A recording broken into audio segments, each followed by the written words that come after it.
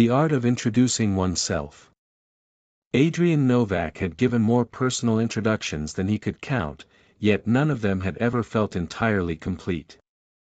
As a communications consultant based in Prague, he spent his professional life teaching others how to present themselves clearly and confidently, whether in academic conferences, corporate settings, or informal networking events.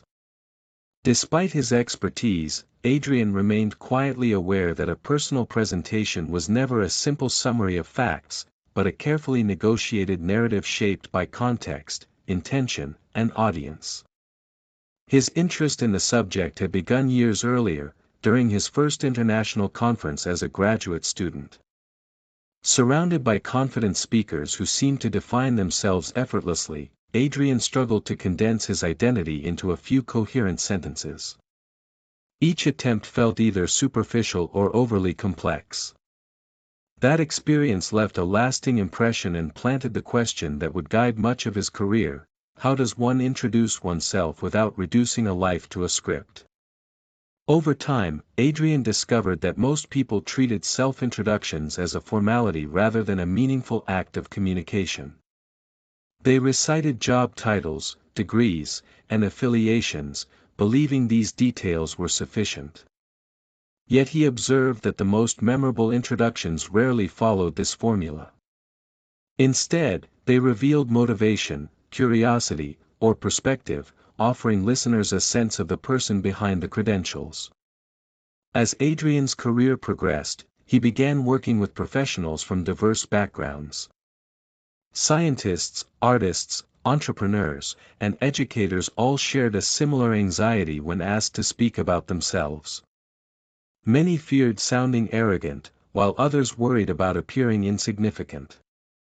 Adrian noticed that these concerns often led to presentations that were technically accurate but emotionally empty, failing to establish genuine connection. During a fellowship in Toronto, Adrian conducted workshops focused entirely on personal presentations.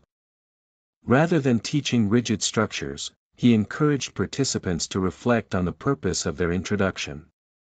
Who are you speaking to, and why does your presence matter in that moment? This shift in perspective often transformed hesitant speakers into thoughtful communicators, capable of adjusting their self-presentation without losing authenticity. One particularly influential moment occurred when Adrian met Lena, a senior researcher who struggled to introduce herself despite decades of experience. Her presentations were precise but distant, leaving audiences impressed yet disconnected. Through conversation, Adrian realized that Lena avoided personal context out of fear that it would undermine her authority. Together, they reframed her introduction to include not only her expertise, but also the questions that had driven her research. The result was subtle, yet powerful. These experiences reinforced Adrian's belief that personal presentations were acts of interpretation rather than performance. Every introduction involved choices about emphasis and omission. By selecting certain details, speakers revealed how they understood themselves and how they wished to be understood. In this sense, self-introduction became a form of authorship, requiring awareness and responsibility. Outside professional settings, Adrian observed the same patterns in everyday life. At social gatherings, people often relied on familiar labels to define themselves quickly. While efficient, these labels rarely captured complexity. Adrian began to see introductions as invitations rather than conclusions, openings that allowed relationships to develop rather than statements meant to finalize identity. As he refined his ideas, Adrian started writing essays on the ethics of self-presentation. He questioned whether constant self-branding risked turning individuals into products, shaped more by expectations than by genuine expression. He argued that effective introductions should resist exaggeration and instead aim for coherence between words and actions. Consistency, he believed, mattered more than originality. When Adrian was invited to deliver a keynote lecture at a European leadership forum, he chose to begin not with achievements, but with uncertainty. He spoke openly about his early struggles with self-presentation and the discomfort that had inspired his work. The audience responded with attentiveness rather than skepticism, confirming his belief that vulnerability, when used thoughtfully, could strengthen credibility rather than weaken it. Following the lecture, several participants approached Adrian to share their own experiences.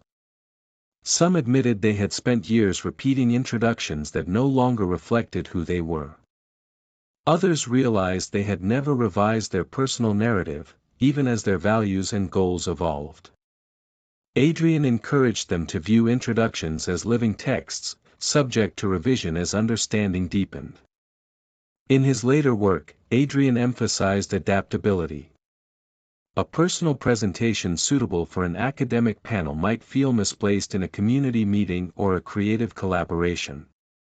Learning to adjust tone and content was not a sign of inconsistency, but of communicative competence. Identity, he argued, was stable enough to remain recognizable, yet flexible enough to respond to context. As his career matured, Adrian became more comfortable with brevity. He learned that not everything needed to be said at once. A well-crafted introduction did not attempt to capture an entire life, but rather to signal direction and intention. It offered listeners a starting point, trusting that meaning would emerge through interaction. Looking back, Adrian recognized that his work on personal presentations had also reshaped his understanding of himself. Each introduction he refined mirrored a stage in his own development. He no longer searched for the perfect version of his story, knowing that such a version did not exist. Instead, he focused on alignment between what he said and what he practiced. In the end, Adrian came to view personal introductions as acts of clarity rather than self-promotion. They were moments of presence, opportunities to situate oneself honestly within a shared space. And as long as individuals remained attentive to purpose, audience, and integrity, a few well-chosen words could open conversations that extended far beyond the introduction itself.